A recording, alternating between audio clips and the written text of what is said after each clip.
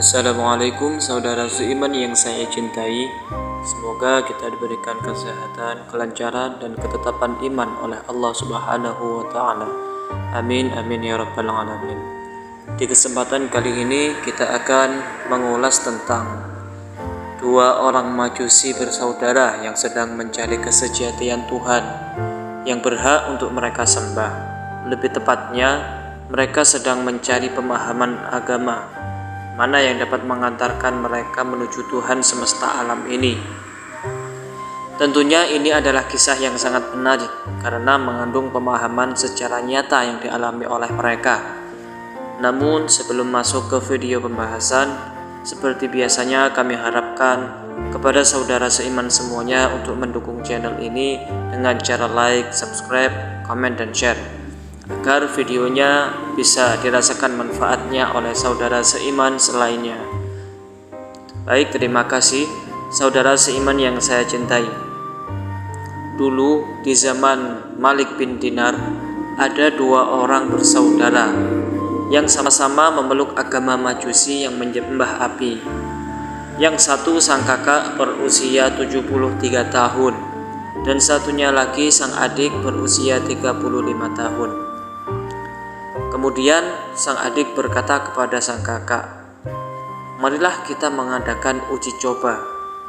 Apakah api yang kita sembah selama ini akan memuliakan kita, ataukah akan membakar kita seperti halnya api yang lain yang tidak kita sembah? Apabila api ini yang kita sembah ini memuliakan kita, maka kita akan terus menyembahnya. Namun bila tidak, maka kita tidak akan lagi menyembahnya." Lalu sang kakak menjawab, "Oke, baiklah." Lantas keduanya menyalakan api yang mereka sembah tersebut. Lalu sang adik kemudian bertanya, "Apakah engkau yang akan memasukkan tanganmu ataukah aku saja?" Sang kakak menjawab, "Biarlah engkau saja yang memasukkan tanganmu." Lantas sang adik pun memasukkan tangannya.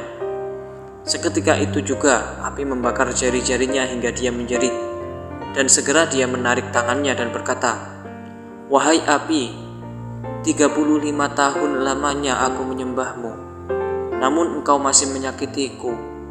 Dia melanjutkan, "Wahai saudaraku, mari kita tinggalkan api ini hingga kita menyembah Tuhan yang Maha Esa, yang sekiranya kita berdosa dan mengabaikan perintahnya selama 500 tahun misalnya.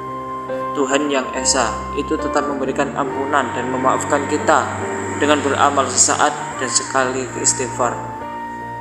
Sang kakak menyetujui usulan adiknya dan berkata, "Mari kita pergi mencari orang lain yang dapat menunjukkan kita ke jalan yang benar dan dapat mengajari kita tentang agama Islam."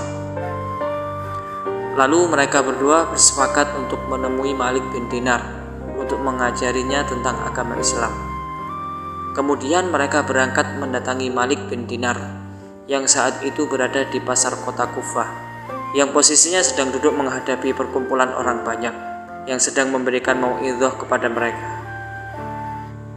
Ketika tatapan mereka berdua terarah kepada Malik bin Dinar, sang kakak berkata kepada sang adik, "Telah bulat bagiku bahwa aku tidak akan masuk Islam, karena sebagian besar usiaku telah aku habiskan untuk menyembah api. Dan apabila aku masuk Islam, memeluk agama Muhammad, keluargaku, tetanggaku pasti akan menghinaku. Maka bagiku api neraka lebih aku sukai daripada penghinaan mereka." Lalu sang adik berkata, "Janganlah engkau lakukan itu, karena penghinaan mereka tidak lama pasti hilang, sedangkan api neraka adalah selama-lamanya dan tidak akan pernah hilang." Namun sang kakak tidak menghiraukannya. Maka sang adik pun berkata, "Wahai orang yang rugi dunia akhirat, pergilah engkau dengan kehendakmu, namun engkau akan menjadi orang yang celaka." Lalu sang kakak pergi dan gagal masuk Islam.